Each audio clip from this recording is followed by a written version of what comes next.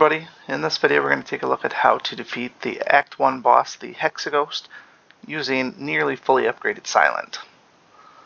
You'll see from my relic loadout, I do have a couple of good ones to start with here. I have the Ice Cream, which allows me to conserve energy between turns when I get a bunch of zero cost stuff.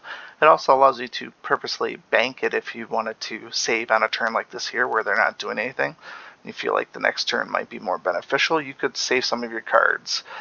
If you had this in conjunction with the Runic Pyramid, then you could keep all of your cards and then have the energy roll for it as well. That would be the best possible option, but I don't generally support the Runic Pyramid for boss fights because of the debuffs. That being said, I also have extra energy to start with, courtesy of the Lantern, and then that's about it. My deck is planning on being a poison deck. You can see I have Noxious Fumes, Bouncing Flask, 2 Poison Stabs, and Catalyst. That is going to be the goal.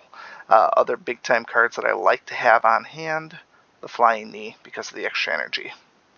Aside from that, a couple of minor cards. Zero cost, I always love zero cost from Neutralize, Infinite Blades with a Shiv, and then ultimately technically a 1 cost random skill.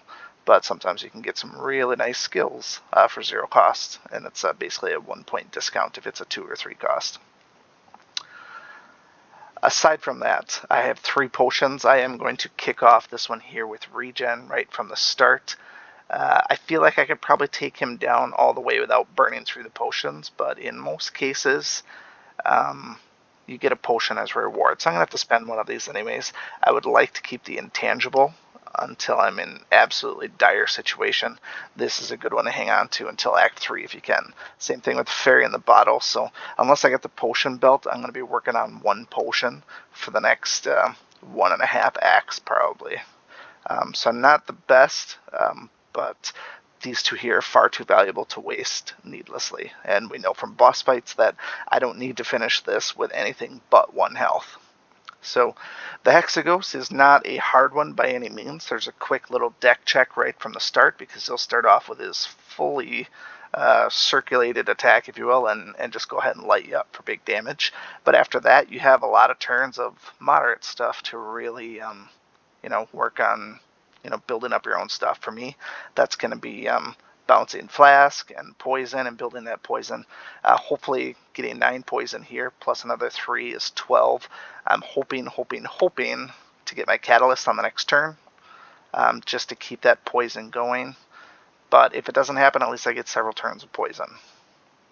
So let's open this up and get our attacks rolling. Free cards first. Always do the free cards first. And then we have Bouncing Flask, Poison Stab, and then this here, you can never not play this. Even if you had an upgraded strike and it did 9, I would play this one anyways because the energy gain is far more valuable than 1 point of damage against a boss fight. Unless it was a matter of killing someone on 1 turn, always take the energy. And I did say that I was going to use the regen. I've backed off of that just a little bit. I'm going to wait just a moment before I do that because it's only 15 total health. If he's not going to be hitting me for full health, let's say I have a couple of really good turns of block. Obviously, I'm not blocking 36, so. But now he's lit up and ready to go. But distraction is in play. Maybe we get a good skill and it's block everything. I don't know. Blur. So block is not removed at the start of the next turn. That's great and all, but it's not going to help me here. So put on some block and then put out the most damage that I can and soak it. I'll have to use this now just because 36 coming at me is half of my health. At the very least, we want to avoid using our Fairy in the Bottle.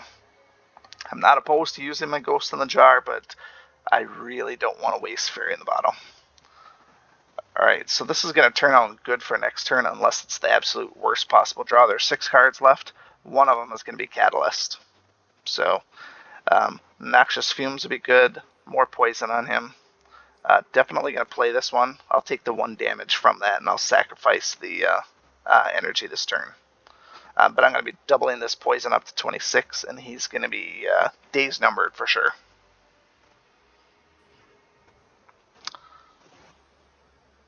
There it is. That's what I wanted to see. So Catalyst to bump this up to 28, actually. Infinite Blades, free damage every turn. Terror, kind of have to play that. I'll take the 10 damage this time around. I'm cool with that because with Terror out there now, I'm going to burn him down pretty quick. Might even have gotten by without the regen potion, but like I said, we're probably going to have to spend that anyways because I'll get a potion as a reward. And generally speaking, it tends to be a good one. Maybe like a liquid memory or something else that's a really handy one like that. Poison Flask does not exhaust, so that's just more and more poison out there. Pile it on. Free card. And then extra damage. And again, I'll take that 6 just because I feel like it's a race to the end. He's getting hit for 38. He's going to be dead in just a turn or two before he gets all the way around his circle. So literally probably 2 turns, maybe 1 if I get a really good draw here. More poison, free play, weakness, he's not even attacking. More poison, dagger, strike, and he's dead. 42, 42, take it.